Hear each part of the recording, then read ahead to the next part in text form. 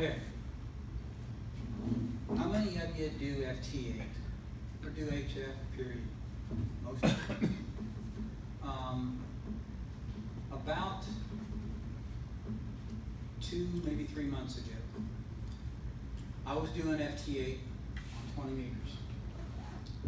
And I was getting like 20, 25 D codes every time it would do its thing. And then it started getting less and less until it got to the point where I had no D codes at all. I scanned the band, there was no HF voice on sideband, nothing. And it was that way for about 20 minutes. And then it started coming back. Has that happened to anybody else? Sure. Well, this website that we're looking at right now will help you out with that. What it is, it's called spaceweatherlive.com. And instead of being the Paul Herman website where he shows you his nice little colored graphs, this gives you an explanation of everything that's going on. So for instance, Yep, speak up louder now. can everybody hear me now? Barely. Barely. Louder. Never mind.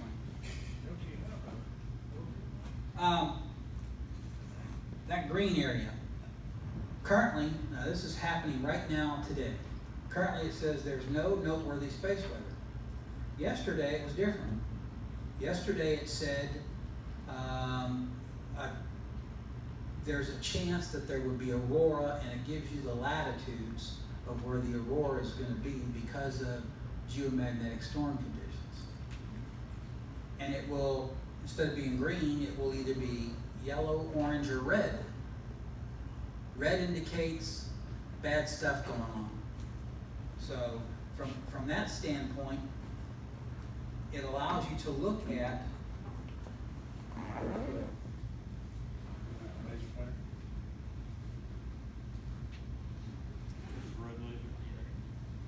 Red laser won't show up on the TV. Thank you, though, Michael. Thanks anyway. On the left side, you see the kilo index, kilo pop-up, which stands for planetary kilo index. That's an average over 3 hours of what the geomagnetic activity looks like from the States. Right now it says it's 1. Anything over 3 is storm conditions. And as it gets over 3, it'll go from, right now it's green, it'll go from green to, maybe orange or maybe yellow. And then when it gets to like 5 or 6, it turns red. Highest it goes is 9. Before I go any further, I want to relate a story that it's very true. But most people, and I would imagine all of you sitting in this room today, have no idea what a geomagnetic storm does to the radio waves. There's a D layer, there's an E layer, and there's an F layer. And during the day, the F layer splits into F1 and F2. At night, it combines. Well, if you have a geomagnetic storm, it mostly reacts with, HF.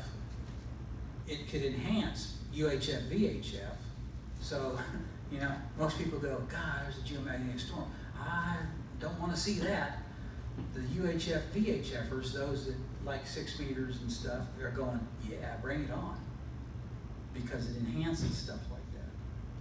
Why does it do that?